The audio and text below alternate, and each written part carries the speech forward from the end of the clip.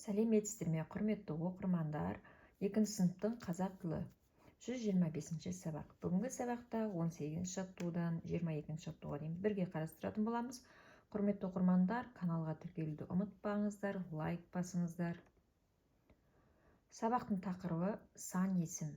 Мәтіннен сан есімдерді табамын. Мәтін мазмұны бойынша сұрақтар құрастырамын.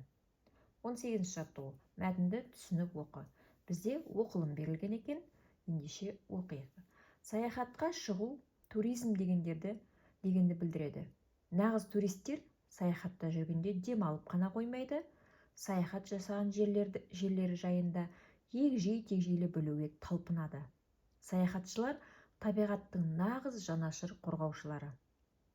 Олар ағаштарды кеспейді, от жақпайды, жас шыбықтарды сындырмайды, қайта табиғат зиянкестерімен күрес жүргізеді. 2-3 сынып оқушылары мұғалімдермен бірге 8-10 километрден аспайтын бір күндік жорықтарға шығады. Ол кім, бұл не кітабынан алынған екен? Мәтін мазмұны бойынша сұрақтар құрастырып, оларға жауап бер. Нешінші сынып оқушылары жорықтарға шығады? 3-ші сынып оқушылары жорықтарға шығады. Олар қанша күндік жорықтарға шығады? Олар бір күндік жорықтарға шығады. Қанша километрден аспайтын жерлерге шығады? 8-10 километрден аспайтын жерлерге шығады екен. Саяхатшылар неліктен табиғаттың жанашыры дейді? Себебі саяхатшылар табиғатты қорғауға тырысады, табиғатта өсіп тұрған бірде-бір талды кеспейді екен. Міне осындай әрекеттер арқылы оларды табиғаттың жанашырлары дейміз. Өзің саяхаттауды ұнатасың ба? Әрине, сіздер саяхаттауды ұнатады деп есептеймін. Мәтіннен қанша, неше сұрақтарына жауап беретін сөздерді тап. Нешінші сынып? 2-ші, 3-ші. Қанша километрден аспайды? 8-10 километрден аспайды. Неше күндік жорықтарға шығады? Бір күндік жорықтарға шығады деген сөздер бар екен. Бұл жерде 8-10, 1, 2-ші, 3-ші деген бар заттың санын білдіріп тұр екен. Заттың санын, ретін білдіретін сөздерді сан есім деп атайды. Сан есімдерге қанша, неше, нешінші деген сұрақтар қойылады. Мысалы 5, 7, 9-шы, 20-шы. Нешінші, неше деген сұрақтарға жауап беріп тұр екен. Келесі 19-шы жаттығу. Мәтінді тиісті тыныс белгісін қойып көшіріп жаз. Саяхат адамды жақсы әдетке баулайды. Ол қиындықтарды жеңуге үйретеді. Сондықтан бір күндік саяхатқа шығып тұрған дұрыс деп осылай нүктесін, бас әрпін жазатын боламыз.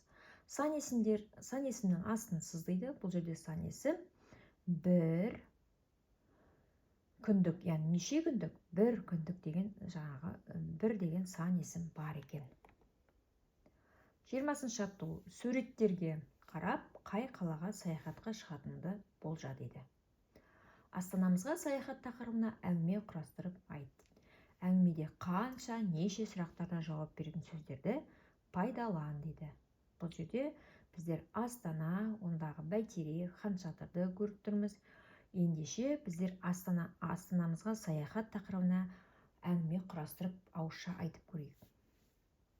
Жаздың алғашқы айында немесе бірінші айында Астана қаласына бардық. Астана қаласына бару үшін біздер 53-ші пойызға, оның ішінде 7-ші вагонға міндік. Пойыздан түскен бойда біздер өзіміздің туыстарымыздың үйіне бардық. Бірінші күні Астананың Бәйтерегін тамашаладық. Ал екінші күні ойын-сауық орталығы бар, әдемі Хан Шатырға бардық. Бізде Астанадағы басқа да мұражайларға барып, Астананың бірнеше жерлерін, әдемі жерлерін көруге тырыстық. Астана біздің бас қаламыз, Астана маған ұнайды деген сияқты шағын ауызша әңгімемізді айтуымызға болады. Бұл жерде біздер қандай сан есімдер қолдандық? Жаңағы пойызымыз нешінші вагон, қай күні мысалы Бәйтерекке бардық, бірінші күні бардық, Хан Шатырға қай күні бардық, екінші күні бардық деген сияқты сөздерді қолданған кезде біздер сан есімдерді қолдандық. Бірінші, екінші дегенге нешінші деген сұрақтар қойылады.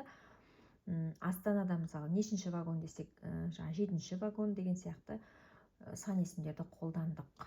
Міне осындай бірнеше сан есімдерді қолдана отырып, астанамызға саяхат тақырыбына әңгіме құрастырып айтып беріңіздер. Келесі, біздер астанамыз туралы сіздерге шағын мәлімет беріп кетейін. Астана Қазақстан Республикасының астанасы. 1997 жылғы 10 желтоқсаннан бастап Астана статусына ие. Миллионер қаласы мәртебесіне 2017 жылы маусымында қол жеткізілді. Ол кезде тұрғындарының саны 1.22874 адамға жетті. Астана елдің солтүстігінде Есіл өзенінің жағасында орналасқан. Әкімшілік жағынан қала 5 ауданға бөлінген. Қазақстанның астанасын Алматыдан Ақмолаға ауыстыру туралы ұсынысты президент Нұрсұлтан Назарбаев ұсынды. Қазақстан Республикасының жоғарғы кеңесі 1994 жылы 6 шілдеде ауыстыру туралы шешім қабылдады. Орталық мемлекеттік органдардың Ақмолаға ресми көшуі 1997 жылғы 10 желтоқсанда басталды.